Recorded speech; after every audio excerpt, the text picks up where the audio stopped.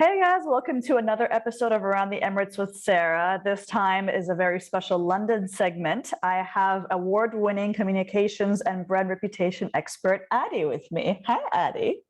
Hi, how you doing? I'm great, thank you. How are you? Yeah, I'm really good, thank you. Yeah. Bit chilly over there, huh? Pardon? Bit chilly over there, huh? Oh my God, it is. A bit chilly is an understatement. Like we had a couple of days of like really nice weather and I'd go out running. I thought, oh, maybe it's not gonna be so bad. But then yesterday I was definitely humbled. It is, yeah, definitely more than a little chilly, almost freezing. I got you. So, I understand you're an expert in not only helping companies that you work for kind of enhance their reputation, but you've also kind of helped out other, friends and partners in your network. So explain to me, tell me your story. Why did you get into PR? Well, I got into PR. It's quite a long story, but essentially, when I started university, I had an internship at a bank. And I realized I didn't really need to do that. I wasn't excited about it. I had that for the summer. And obviously, loads of people be really excited about having an internship. And I'm thinking, God, it just doesn't really get me going. Yeah. And then I saw a careers day ad, an advert, and it was like, come and look about advertising, marketing, and PR. I didn't know what PR was. So I went thinking, oh, maybe but I knew advertising and marketing, right? So I thought, oh, maybe like some of the ads on TV aren't that good. Sure, that arrogance of you that's like, oh, surely I can get into advertising and it'll be amazing. Yeah.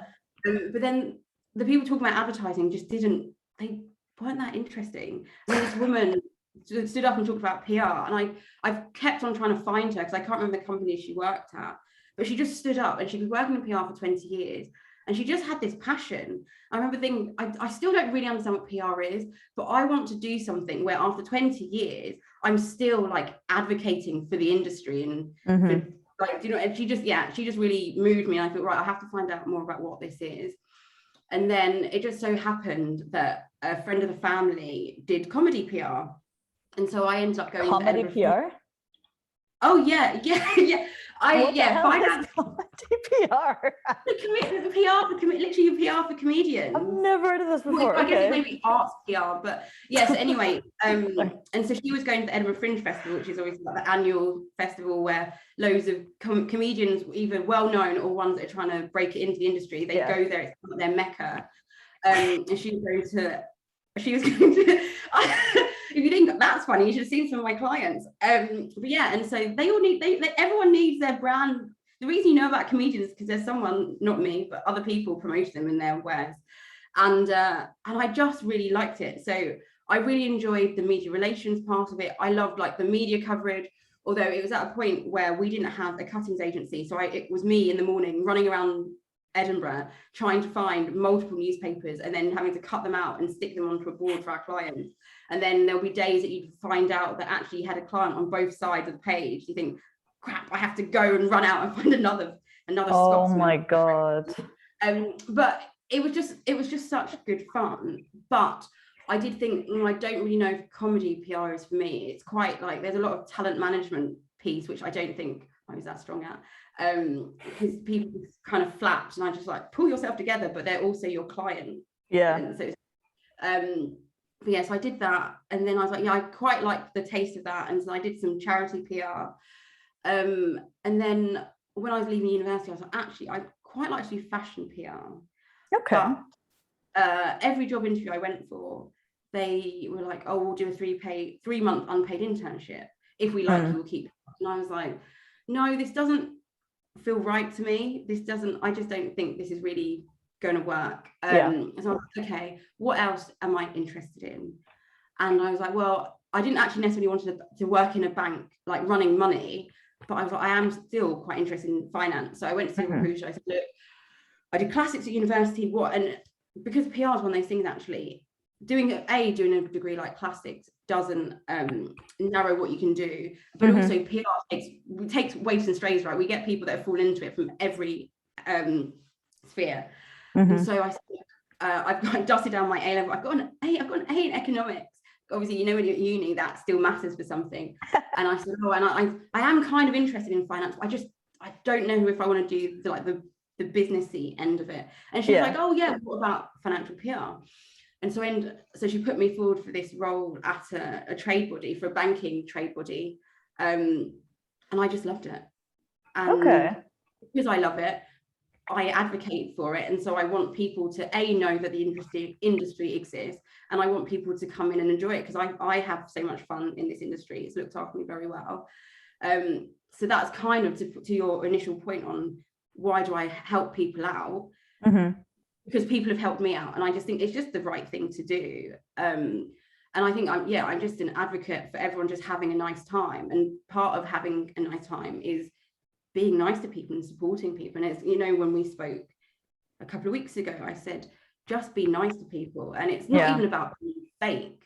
It's just, I don't know what, it's just easier to be nice and to say thank you and all those things that are free, and it makes people feel good and they want to do good for you. It's an undervalued skill. I completely agree with you. I think one of the reasons why I got into PR too was because it combined my love for content development, like I love creative writing, and my love for people. So it was a one job where I could actually enjoy talking to people, being surrounded by people the most, while also writing a lot and learning how to write different ways for different clients, different types of messaging, different types of, styles. So I definitely agree with you about the whole being nice thing. I think in any industry, it's underestimated to be nice to one another, but in PR specifically, when you're literally face to face with people all day long and connecting with so many different types of people from different backgrounds, it makes a hell of a difference. Even something as small as email etiquette, just to be like, hi, like obviously there's memes about like saying, I hope this finds you well. But I would rather somebody say to me, during like, COVID, no, I was like, stop, it doesn't find me well. We're in lockdown, I'm sad. Exactly. But also, but on that point about being nice, I think the thing I always say to people, like I mentor a few people, and I always say, actually, that's not to be disrespected, because do you know what I mean? Being nice is not about being a doormat. It's more about fostering goodwill with people, do you know, rather than just always saying okay, because obviously in our role, especially like the kind of role I do, where I do quite a lot of crisis comms and like providing strategic counsel, you sometimes have to say no. So quite often I'm the party I'm like this one saying, no, we can't do that for this reason. But there is a way to do it in a way that people trust you and respect you. And I think being respected is more important than being liked, which I know sounds kind of counterintuitive because I said be nice, but I just think it's about being warm and it is still being nice, but just there is a niceness element to it. You're being assertive at the same time. You're being diplomatic and you're being kind, but you're also giving you're sharing the hard truths of what needs to happen. So I completely understand that. And this actually leads me to my next question of what do you think your biggest challenge has been in PR so far, and how have you overcome it? Yeah, so my biggest challenge is me, and I know that sounds really like that's quite a big challenge because I'm me every day, but I think I wasn't very good at advocating for myself. I definitely do it. I can do it now, but there's that kind of, I don't know if it's necessarily my personality or that British thing of, it's kind of ridiculous because we work in PR and it's all about promotion, but then PRing yourself can often feel quite weird. Like I do stuff on LinkedIn, but even as I'm typing, I'm like, oh, this is a bit cringe. As you introduce me, it's like, here's all the amazing things I've done. But it's just like, oh, that's not the British way. And I remember when I was at one of the companies, like, God, it must be 10 years ago, I won this award. And what award did you win? Hold on. What no, award did you win? No, I'm still too British. No, that's all you're getting. But then, so my boss, who again is like a great advocate, my boss at the time was like an advocate for people.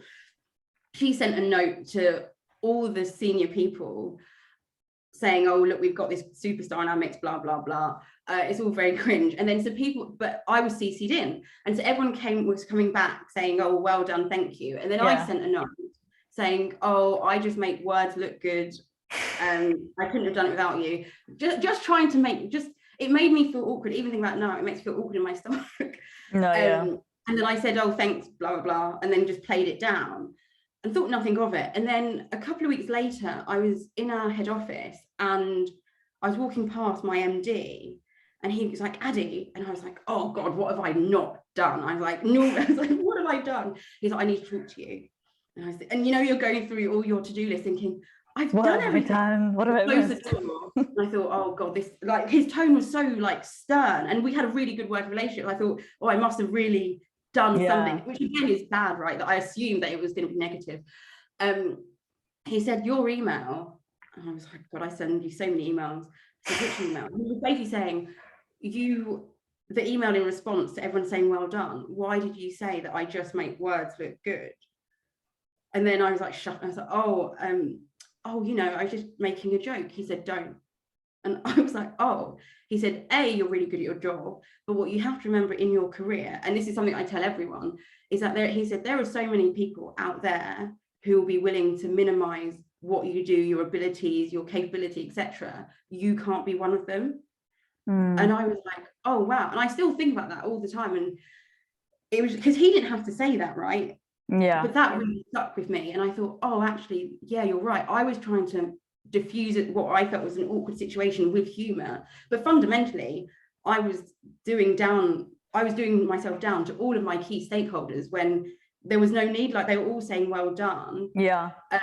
And so yeah, so it's my natural way to make a joke or to say, oh, it's fine, or oh, that's no trouble. But what I've had to learn to say, actually, yes, I'm giving you my expertise. I am good at my job. So that is my biggest obstacle, like making sure that I don't minimize my own work, knowledge, and expertise.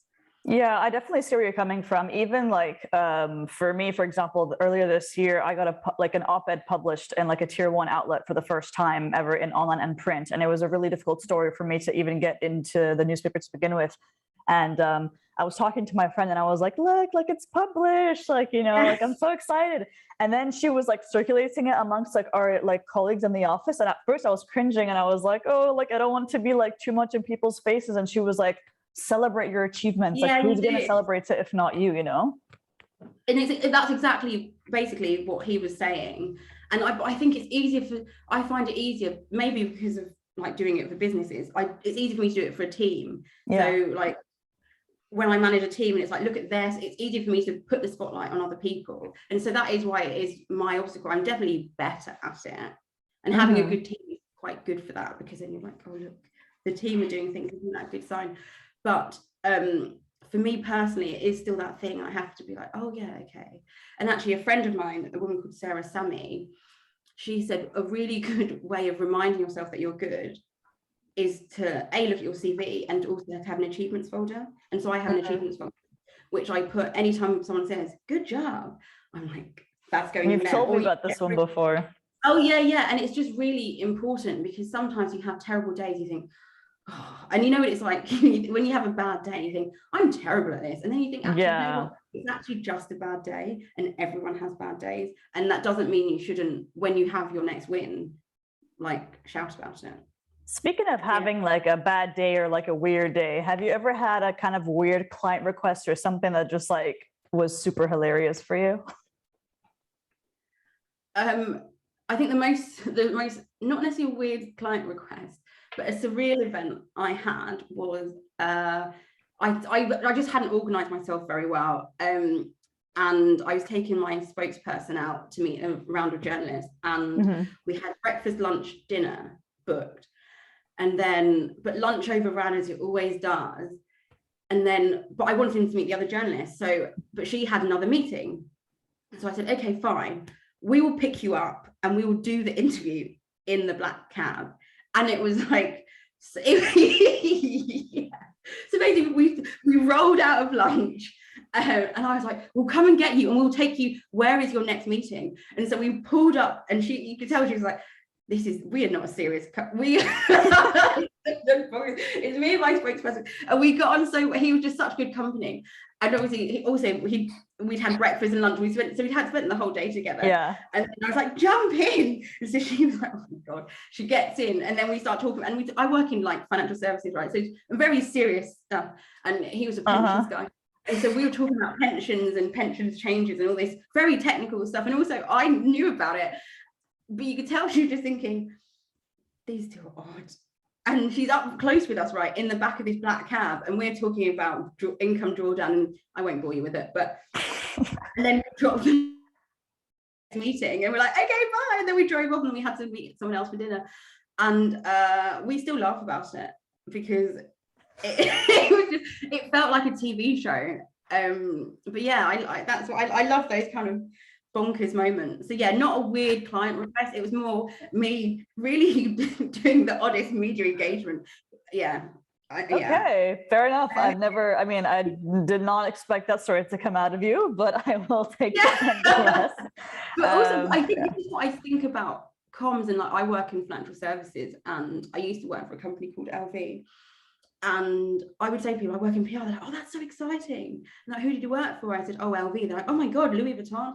I was like, oh no, it's an insurance company. And that you could tell they suddenly start looking behind me for someone more interested. Oh, I think I just need to go. But actually, there is so much fun to be had across all of comms. And it's why I am so like, consider corporate communications, consider financial services, because you can have, like, I think broadly speaking, it's about the people. And you can have a laugh wherever you are. And I've had the best time over the last, 13, 14 years. Well, there you go. And I think that what you've said, it's good to have that wealth of experience as well. Like you've tried a bit of, the fashion, you tried a bit of like the trade body, and now you're in the financial services. It's good to have like a little bit of a taste of everything. People, I'm just speaking for myself. I think some people like might still be looking for like their PR voice and see like what their passion is. Like I've done corporate, I've done government, I've done healthcare, I've done education, I've done consumer, and it's like, what do I actually enjoy though? Like I can be good at certain things, but it's like, what's my actual PR voice, Yeah, and I think it can be difficult because, so as I mentioned, I read classics at university, and I was like, oh, maybe I should go down the classics and PR route. And so actually there was a job at the British Museum in comms at the time that I left university. And a part of me was like, oh, maybe I'll do that because, it's what I know. Mm-hmm. But actually, what I really enjoyed is learning, because I didn't know financial services. I had a vague interest in it, but I went into an industry that I didn't really know. And I think often people think, well, I'm a chemistry graduate, so maybe I should go into health or I should work for a pharma company, rather than thinking the world is still your oyster. Do you know what like be open to trying different things and all the different sectors of communication. So I think I'm now more the corporate side, but I've done the consumer side, I've done the B2B, B2C, and I think just try things out. And also, especially as you're seeing with comms now, it's all converging. Like, I hate the portmanteau, but it kind of works. Corpsumer, the corporate and the consumer can't be separate, and you've got marketing coming into it, digital. There are loads of different strands that are coming together. So I was on a panel it was the last panel I did face-to-face before COVID. And we were talking about whether it works to be a generalist or a specialist. And I definitely think in being a generalist, find something you're passionate. Like I really like, my passion is like that. I love a crisis. That's what I really like. But I wouldn't want to give up all the other things. And I still make sure that I'm aware of all the trends across all the other types of comms, just because you think some of those learnings, there's a lot of like cross-fertilization. You can look at how a consumer approach to something can be used on corporate. Yeah. No, I completely see where you're coming from. So one of the reasons why I wanted you to be on the show is because a few weeks ago, we had a call and you talked about different ways where you could help me empower myself in PR, how to kind of get visibility in my network, how to just make sure that the right people are noticing my work, and how to like PR myself. So what advice do you have for women who are also trying to enter the PR industry and trying to succeed and, that kind of thing? Yeah, so I think my advice would be broader than just women, but I do I'm the treasurer of the Women in PR committee, and so I know that. Well, I think we can see in the numbers that there are lots of women at the bottom, and then as we get higher and higher up, there are fewer of us. But obviously, there is definitely a retention promotion challenge there. But my advice would be to just be strategic about what you want. So, like when we spoke, I was like, well, why do you want people to know about you? Who do you want to know about you and why? In the same way you do with a brand campaign. I think that's what we said, right? It's like, treat yourself like a brand campaign. Where do you want to raise awareness? What are the channels they use? But also, especially as we were seeing now with brands, be authentic. Like, don't, like, I couldn't be someone, I'm trying to think of a cause that cycling. I don't cycle, right? So I couldn't be someone who was on LinkedIn being like, oh, I'm doing this cycling thing. That's not true to me. Like, everything I do is true to who I am and what your passion is. And sometimes it just takes a bit of time to see what you're interested in, and you don't necessarily have to have a fully formed brand at the beginning. And also I think also who you are changes throughout your career. So what you're passionate about may differ. Like, at the beginning of my career, obviously I was at the start, so I was just trying to get on myself. But now the thing that I'm really passionate about is other people getting on. And I hate unpaid internships. And I was on a panel, again, actually my second penultimate panel before COVID in real life. If I had known that if I had known that they were going to be my last, like, in real life panel before COVID, I would not have left as soon as I'd spoken. I would have chatted to everybody in that room and done more real life networking. But at that panel, I was talking to journalists from Manchester University who have done media studies. And I hope it was the right advice, but I was saying to them, like, if you can, just avoid an unpaid internship, because you deserve to be paid for your labor. And I know for a fact that people at the top aren't not being paid, which just it boils my blood. But yeah, because then from the very off, it means you're not being valued. You're not allowing other people to value your skills and your work. So yeah, I think it's about being strategic. Yes, volunteer for things within the office, but make sure you have an idea of where you're trying to get to. And this is something that my problem is, I'm often very helpful. I put my hand up, and often, when someone says, oh, something needs to be done, you have this silence, and you think, oh, I'll just put my hand up and say, yes, I'll do it. But then you realize, actually, there are certain people that don't put their hand up and still get on. And I had a mentor a couple of years ago, and it was brilliant, because I was like, oh, I want to be a corporate affairs director at some point, blah, blah, blah, blah. And she brought a job description. She brought a series of job descriptions, and then all the skill sets you needed for all of them. And she was like, these are the things you need to add. Anything that doesn't serve you in that way, don't do it unless you're like 100% passionate about it and know that actually this is a distraction. And so for me, like, women in PR, the Women in PR committee doesn't really serve me, but I'm really passionate about women in PR getting on. Right, I see the difference. One of the founding members of the UK Black Comms Network. Again, it has no benefit to me beyond, I want to see more Black talent in the industry and being promoted and etc. and being showcased. So that is a passion for me. So I don't mind giving my time to do all those things, even though I know that that's not going to make me corporate affairs director, but it is something that I care about. So it's, just be strategic and ask yourself why on everything that you do, and including the roles you go for. Why are you going for this role? And I saw something the other day, and they were talking about the role you take now, like your next role, you should have the role after that in mind, and think, how can I get this role to make sure that how can I make sure I go in and do get all the things on my CV that mean my next big role, like I'm set up for that role, basically. Yeah, so it's a stepping stone almost to the next one. Yeah, but I don't think stepping stones makes it sound like you may not be there very long, or that it's like a holding gap or whatever, stop gap. But it's not about that. It's just making sure that you are strategic. Okay, what do I need to do? Because I think it's quite easy for people otherwise to stay in a role but not be making the most out of it. It's more about making the most out of it, which fundamentally is business. If you're like, right, I want to go and I want to change this, or I want to try this, making sure that you're passionate and you're not sluggish and just thinking, oh, I'll just do this, and looking at how you can make your role bigger, more interesting, what can you take in. And then, but also the other thing on the strategic thing, communicate with people across the business. Like, I know there's lots of mentoring schemes, and like the Black Comms Network has one, Women in PR have one, and there's a plethora of them in the industry. But I think what's also really important is sponsorship. So people within your business need to know, and outside of your team need to know who you are, and you be willing to advocate for you, so that when a role comes up or there's an opportunity to work on an exciting project, you don't have to be in that room to be thought of. And that's something we don't really talk enough about.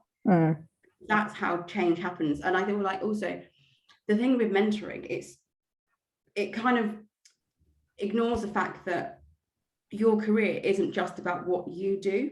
And often people have mentoring when actually they need sponsorship. They need people to advocate for them. It's not about asking for a promotion in a stronger voice or wearing red or wearing trousers, all that sort of thing. It's actually people within the business wanting to support you and looking at how you build those relationships so that happens for you.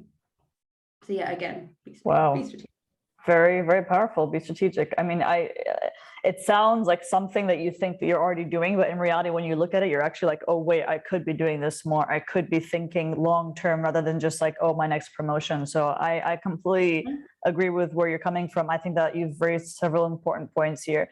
I really appreciate the time you've taken to be on the show. I've learned a lot personally for myself.